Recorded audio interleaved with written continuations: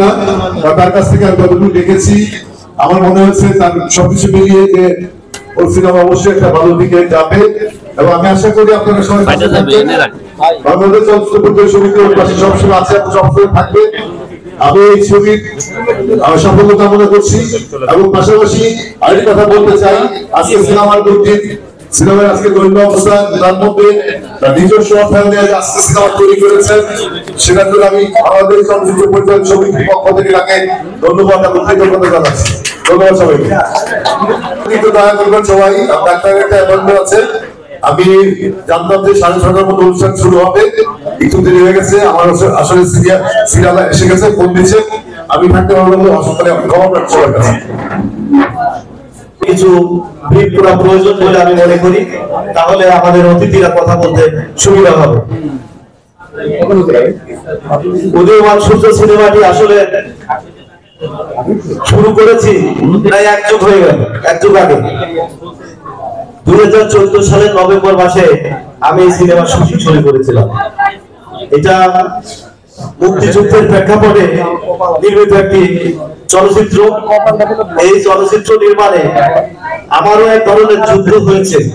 আমার এই ছবির যারা সহযোগী আছে, টিম, অভিনেতা, অভিনেত্রী, কলা কৌশলী, সবাই জানে যে এটা আমার জন্য একটা যুদ্ধ ছিল। আমি পেশায় একজন চাকরিজীবী। ইন্টারন্যাশনাল এনজিওতে আমি দীর্ঘ 22 বছর চাকরি করেছি। যেহেতু কর্মজীবন আমার চাকরি, সে কারণে এখানে ফুল টাইম অ্যাটেনশন দেওয়া আমার পক্ষে সম্ভব হতো না। মাঝে মাঝে অফিসের ছুটির গ্যাপে গ্যাপে আমি এই কাজটা করেছি, এজন্য অনেক সময় লেগে গিয়েছে। তারপরেও এই সিনেমাটি আমি 2020 সালে রিশুট করেছি, ডাবল খরচ হয়েছে। আমার ব্যক্তিগত প্যাশন এই লাইনে কেন এসেছে সেটা আপনাদেরকে বলি।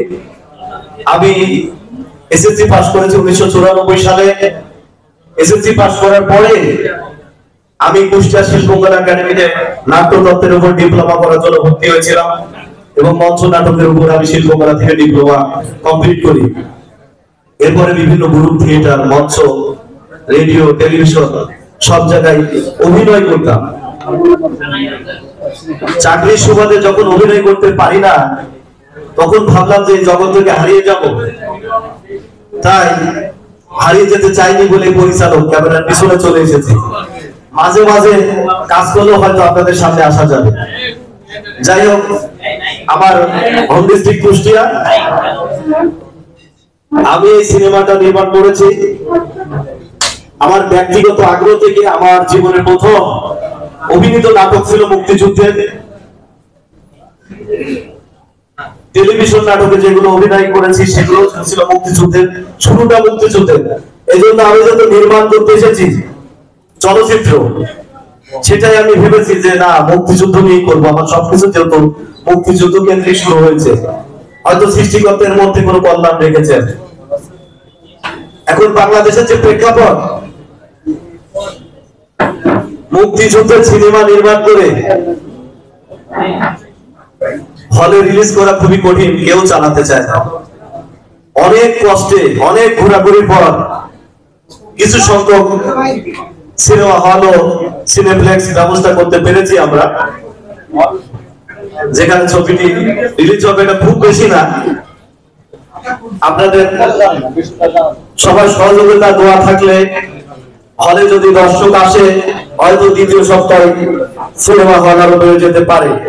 অনেক হল মালিকেরা আমাকে আশ্বাস দিয়েছে প্রথম সপ্তাহে যদি ভালো যায়, ইনশাল্লাহ আমরা দ্বিতীয় সপ্তাহে ট্রাই করবো আপনাকে হল বরাদ্দ দেওয়া। এই সিনেমাটি মুক্তিযুদ্ধের প্রেক্ষাপটে নির্মিত, কিন্তু কোন পলিটিক্যাল ইনভলভমেন্ট এই সিনেমার মধ্যে নাই। যেমন মুক্তিযুদ্ধের সিনেমায় অনেকেই জামাত ইসলামকে রাজাকার আখ্যায়িত করে, আমার সিনেমায় এটা নাই। আমার এই সিনেমার মধ্যে অনেকে মুক্তিযুদ্ধের সিনেমা নির্মাণ করেছে, বঙ্গবন্ধুকে হাইলাইট করে, আমি করি নাই। আমি জানতাম, আমি চাকরি করি, সিনেমা নির্মাণ করতে আমার সময় লাগবে, অফিস ছুটি নিয়ে সিনেমা নির্মাণ হয়। সিনেমা নির্মাণ করছি, ছবি কখন রিলিজ হবে আর কবে শেষ হবে এর কোনো ঠিক ঠিকানা নাই। তাই এমন ভাবে এটার কাহিনী সংলাপ চিত্রনাট্য আমি তৈরি করেছি যেন কোন পলিটিক্যাল ইনভলভ এখানে না থাকে, সব সরকারের সময় সবভাবে সিনেমাটি যেন দর্শকপ্রিয়তা পায়, সেই লক্ষ্যে আমি এটা নির্মাণ করেছি। এটা মুক্তিযুদ্ধের সিনেমা হলেও এটা সেমি কমার্শিয়াল ফরম্যাট আমরা বলতে পারি, একটা কমার্শিয়াল ফ্লেভার পাবে।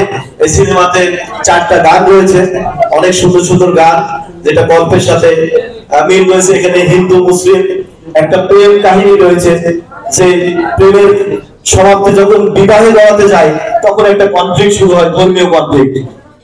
এভাবে মুক্তিযুদ্ধের প্রেক্ষাপটে একটা হিন্দু মুসলিম ছেলে মেয়ের প্রেম কাহিনী নিয়ে নির্মিত এই চলচ্চিত্র উদীয়মান সূর্য। এখানে উদীয়মান সূর্য সিনেমায় অনেক আর্টিস্ট, প্রায় 100-150 আর্টিস্ট অভিনয় করেছে। সবাইকে এখানে ডাকা সম্ভব হয়নি, কিছু কিছু আর্টিস্ট এসেছেন, এখানে উপস্থিত হয়েছেন, আমি তাদের সাথে আপনাদের পরিচয় করিয়ে দেব। যাই হোক, সংক্ষিপ্ত আকারে আমি এইটুকু ব্রিফ করলাম। এখন আমি আমার বক্তব্য শেষ করছি এবং আমি বক্তব্য দেওয়ার জন্য অনুরোধ করছি আমাদের চলচ্চিত্র পরিচালক সমিতির উপমহাসচিব জনাব কবিরুল ইসলাম।